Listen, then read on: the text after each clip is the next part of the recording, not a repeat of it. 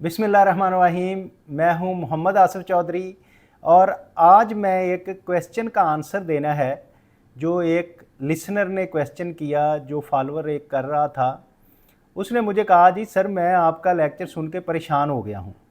मुझे बड़ा दुख हुआ यार। बात ये है कि मैं तो आपके रिलीफ के लिए ये लेक्चर लोड करता हूं,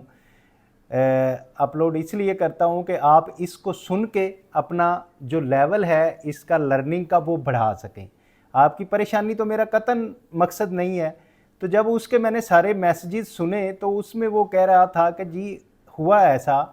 कि मेरा एक क्लाइंट है जिसकी मैंने रिटर्न फाइल कर दी है और रिटर्न फाइल करने के बाद मैंने आपका लेक्चर सुना है। रिटर्न फाइल कर चुका था, उसमें ऐसा हुआ कि जो मेरे क्लाइंट की बीवी है उसको उसके भाइयों ने कुछ गिफ्ट दिया, और गिफ्ट इस तरह से दिया कि वो भाइयों ने गिफ्ट दिया अपनी बहन को, बहन ने अपने खामद को वो दे दिए पैसे, और इससे मेरे क्लाइंट ने पहली किस्त दे दी कोई प्लाट ख़रीदने की, फिर दूसरा उन्होंने गिफ्ट दिया और वो गिफ्ट देने के बाद वो मेरे क्लाइंट ने दूसरी दे दी, फिर तीसरी दफ़ा पैसे आए वो भाइयों की तरफ से, वो उन्होंने अपनी बहन को दिए और बहन ने अपने मियाँ को दे दिए जो कि मेरा क्लाइंट है, और उसने प्लाट अपने नाम पे लगवा लिया। अब 2024 में कहता है जी मैं उनको इनकम उनकी शो की ये कि इतने उनको गिफ्ट आया, और 25 में मैंने उनकी प्रॉपर्टी शो करके तो वो सारी गिफ्ट की इनकम उसमें शो कर दी। लेकिन जब आपका मैंने लेक्चर सुना तो आप ये कह रहे हैं कि वो थ्रू बैंकिंग चैनल होना चाहिए, क्रॉस चेक से होना चाहिए, ऑनलाइन होना चाहिए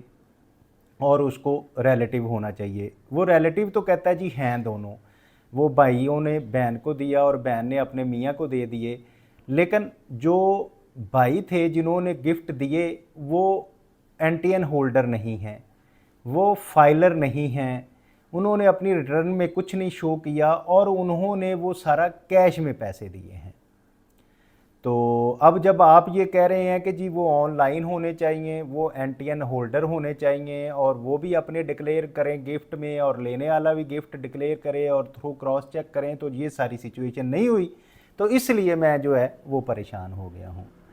अच्छा भाईजान, थैंक यू वेरी मच कि आपने मेरे लो लेक्चर सुना। पहले तो इस बात का मैं शुक्रिया अदा करता हूँ, और दूसरी बात जो है, ये मैं जो आपको चीज़ें बता रहा होता हूँ मैं ये अपने पास से नहीं बता रहा होता, बल्कि ये लॉ क्या कहता है मैं लॉ के मुताबिक आपको बता रहा होता हूँ। जैसे कि गिफ्ट वाले में जो सेक्शन हमारा 39 है, जिसमें कहता है कि income other than from other sources क्या होता है, तो वो उसमें इनकम के मुख्तलिफ सोर्सेज कहता है जी, डिविडेंड हो सकता है, रॉयल्टी हो सकती है, प्रॉफिट ऑन डेट हो सकता है। ये सारी चीज़ें करते करते वो LA जब उसकी एक क्लास आती है उसमें कहता है subject to section 3 any amount of fair market value of any property received without consideration or received gift other than the gift received from relative defined in subsection 5 of subsection 85, जिसमें relative की बताया गया है कि उसके ननिहाल में हो सकते हैं, उसके ददिहाल में हो सकते हैं। तो वो अगर गिफ्ट कहता है अपने रिलेटिव से नहीं है तो वो उसकी इनकम होगी, लेकिन उसमें उसने सब सेक्शन 3 की बात की है। अब सेक्शन 39 के सब सेक्शन 3 में अगर पढ़ें तो लॉ ये बात कह रहा है subject to subsection 4 any amount received as a loan, आप कोई लोन रिसीव कर रहे हैं, एडवांस डिपॉजिट रिसीव कर रहे हैं for issuance of arrear or a gift, या आप गिफ्ट रिसीव कर रहे हैं by a person in a tax year from another person, एक पर्सन दूसरे से करता है, or being a banking company और financial institute other than by the cross cheque, यानी कि वो क्रॉस चेक के बगैर कर रहा है, drawn on bank or through a banking channel through digital means as defined under section 2, जहाँ कि वो ऑनलाइन बैंकिंग आप जिसको कहते हैं, from a person holding NTN number, इसमें ये एक है एनटीएन नंबर होना चाहिए, shall be treated as a income chargeable to tax under the hand income from other source for the tax year which was received. कहते हैं जी अगर तो उसने बैंकिंग चैनल यूज़ नहीं किया और जिससे ले रहा है वो एनटीएन होल्डर नहीं है, और जहाँ डिजिटली बैंक से उसने other than banking instrument use करते हुए रिसीव किया है, तो देन वो उसकी इनकम हो गई। इनकम फ्रॉम अदर सोर्स होगी, चाहे वो गिफ्ट ही हो। अब आपके केस में जो लॉ कह रहा है, लॉ ये कह रहा है कि उसने रिलेटिव वाली तो शर्त आपने एक पूरी कर दी। दूसरी बात ये कह रहा है अगर पैसे दिए हैं तो वो जो भाई हैं दोनों भाइयों को चाहिए था वो क्रॉस चेक से देते या ऑनलाइन उसके बहन के अकाउंट में ट्रांसफ़र करते। ठीक है, ट्रांसफ़र करने के बाद उसमें ये भी कह रहा है कि देने वाला भी एनटीएल होल्डर हो, तो मीन ये है कि वो अपनी रिटर्न में भी डिक्लेयर करे। फिर जब बीवी ने अपने मियाँ को दिए तो उसको भी ये चाहिए था कि अपने अकाउंट से मियाँ के अकाउंट में देती,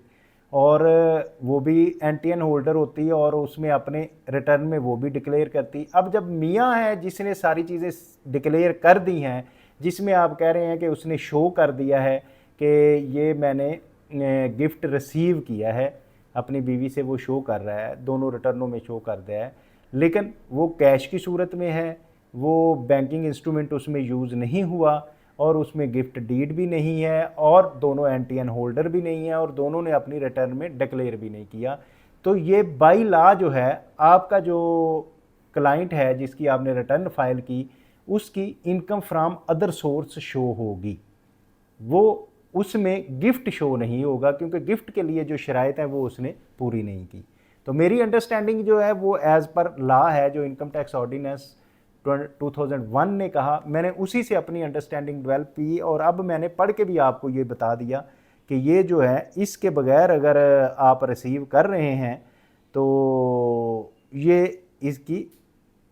अदरवाइज दैन कि इसके बगैर अगर ये चीज़ें आ रही हैं बैंकिंग इंस्ट्रूमेंट के या ऑनलाइन तो फिर वो उसका गिफ्ट नहीं बल्कि उसकी इनकम ट्रीट की जाएगी और इनकम फ्रॉम अदर सोर्स उसको लिखा जाएगा। तो लॉ के मुताबिक तो ये बनता है और मैंने इंटरप्रेट भी आपको कर दिया और आपकी जो सिचुएशन है वो सारी जो शो कर रही है उसके मुताबिक वो बनती नहीं है कि वो गिफ्ट ट्रीट हो। तो अब आप इसमें वैसे एक मैंने पिछली दफ़ा जब गिफ्ट के बारे में बताया था तो जिसमें मैंने शराइत ये बताई थी कि गिफ्ट थ्रू बैंकिंग चैनल होना चाहिए, गिफ्ट डीड होनी चाहिए और रिलेटिव में होना चाहिए। तो उसमें एक केस का मैंने हवाला दिया था कि एक केस है जिसमें पेशावर हाई कोर्ट ने इस चीज़ पे रिलीफ दिया हुआ है कि अगर बाप ने बेटे को कैश में दे दिया है तो फिर भी वो गिफ्ट ट्रीट होगा, लेकिन उसमें स्पेसिफिक क्योंकि बाप का बेटे के साथ हो गया है उसका रिलीफ अगर इधर कोर्ट में जाके शायद आपको मिल जाए तो मिल जाए, अदरवाइज़ जो मेरी अंडरस्टैंडिंग है उसके मुताबिक ये इनकम फ्रॉम अदर सोर्स होगी। तो उम्मीद है आप भी अच्छी तरह समझ गए होंगे जिनका ये क्वेश्चन है और बाकी लोग भी अच्छी तरह समझ गए होंगे। तो वो मैं रिक्वेस्ट ये करूँगा कि रिटर्न फाइल करने से पहले लेक्चर को सुने। अब लेकिन ये है कि क्लियर हो गया है, आगे आप जिनकी भी रिटर्न फाइल करेंगे वो आप बिल्कुल ठीक करेंगे और उसमें फिर आप खुश होंगे। पिछली पे आप नाराज़ हुए हैं तो आपकी नाराज़गी की मैं माजरत चाहता हूँ। आप इस सारी सिचुएशन को बहुत अच्छी तरह समझ गए होंगे। अगर आप इसको समझ गए हैं तो फिर दूसरों को समझाने के लिए इसको लाइक, शेयर और सब्सक्राइब करें। यहाँ रहिए, खुश रहें। Thank you very much.